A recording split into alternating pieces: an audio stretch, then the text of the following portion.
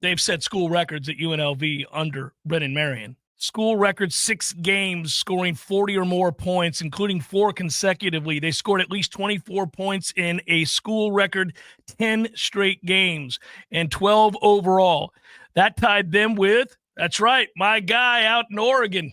He also had a first-team All-American at wide receiver in Ricky White III, a freshman of the year quarterback. Did a lot for that offense. A ton of young players produced a lot of points.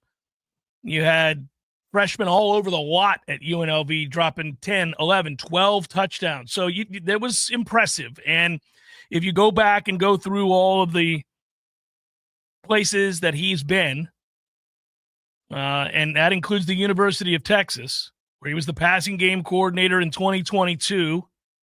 They finished with a top 25 scoring offense, averaged 34.5 points per game while he was there. And the numbers add up. He's been a high school head coach. He was a running backs coach at a small school. He was an offensive coordinator and quarterbacks coach at Howard. He was the offensive coordinator and quarterback coach at William and Mary. Coached wide receivers at Pitt. Obviously had great success there. Was the passing game coordinator, wide receivers coach at Texas, and then obviously what we've seen now with UNLV. He's been an ascending star in the game. There's no doubt. His name is on many a hot board, including that of FAU maybe being a head coaching candidate. Yeah, that's the hang up. That is the hang up in the update. It was on the boards this morning for the membership, the subscriber base at Warchant. But now we put a video out on it.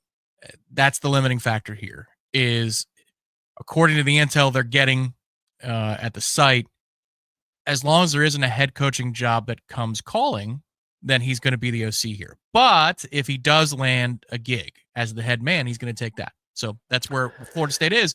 And that's where, again, it's nice to have the jump on the market, but before the season's over, a lot of things happen at the 11th hour. So you do have to keep it in neutral just a little bit. What's the juice here? What do we got? Video/audio of him talking about influences across the coaching industry, things he's learned and people he's learned from, and then also some things about doing more with less in his offense. So 2 different clips, your choice which direction we go. I want to play them both back to back. I'm excited to hear both. Norvell is not having it, and so I've always coached my players the same way that he coached me, just take it very personal. And every player that I'm responsible for, I'm trying to make sure that they become a star and have an impact. And so, really those 2 guys, Gus just being the way that he is, like, we're going to run our stuff. I don't care what no one says, and then getting a chance to be around Whipple, who is really the same way, just in a passing way. I'd never seen a guy like so obsessed about the pass game and like forcing it to work and making it work and not caring what anybody thought about it.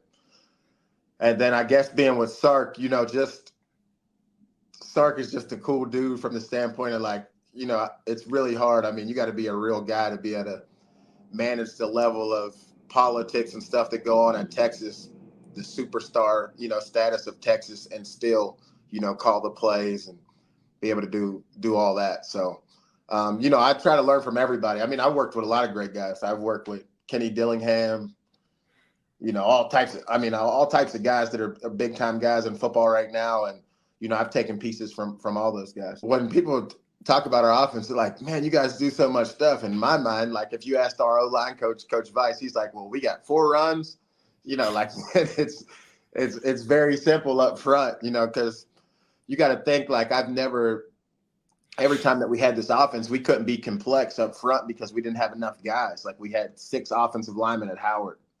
Like when I was a high school coach, we had 5 or 6 offensive linemen, and we would like flip sides. Like, okay, we're going to run over here. You 2, you're better. You go over here.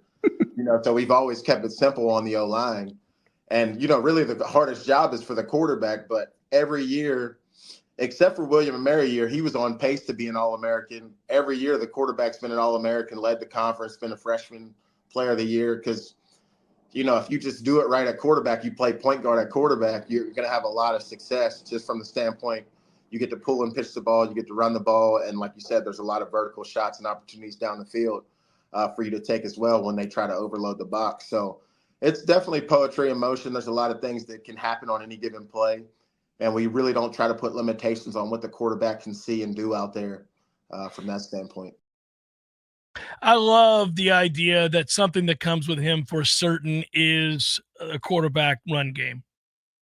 You know, I'll start. I think in modern football, that is more often than not something you need. If you have a quintessential elite level pocket passer, prototypical 6'4", 6'5", big arm, can process information quickly, can throw off platform, but has a good sense in the pocket, that's fine. But it's awfully hard to find those guys. Really hard to find them. And I need to know that if I don't have the first round quarterback in the draft under center for me this year, that my offense can still go, that I can do things. And the quarterback run game oftentimes ensures that. I mean, the fact that he describes it as a point guard running the offense, gets to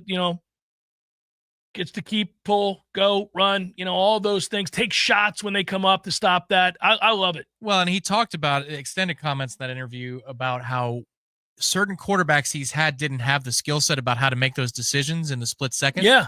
Because how often have we seen here with different head coaches, different offensive coordinators, why don't you keep the ball there in that situation? Yeah, we've had a hard time teaching it. Is that a real read or was that a design run? Because if it's a read, he's got 8 yards, 10 yards. Could have taken, yeah. So he talks about imparting that wisdom to the quarterbacks so that they're able to make those split-second decisions. The other thing I'd say, there seems to be a slight difference in philosophy with how he wants a quarterback to process information and Mike Norvell does from the offense built for playmakers, which was the offense built for playmakers as it was described to us.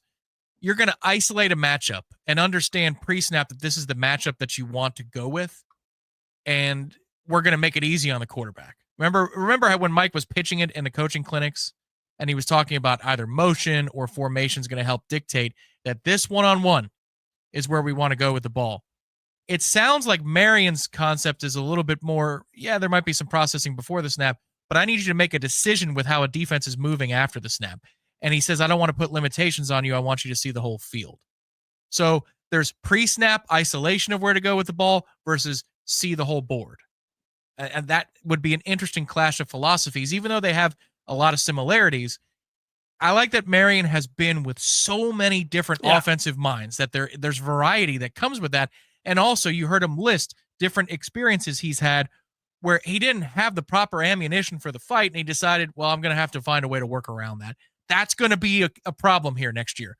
Even if we have a nice transfer portal class, good recruiting class, overhaul of 30, 40 players, it's not going to overnight turn into a place where you have an embarrassment of riches. You're going to have to work around a deficiency. And I like having an offensive coordinator, if he's the guy, who understands how to do that and is not afraid to do that and put ego aside. Well, we're going to find out probably sooner rather than later whether this is a possibility or not.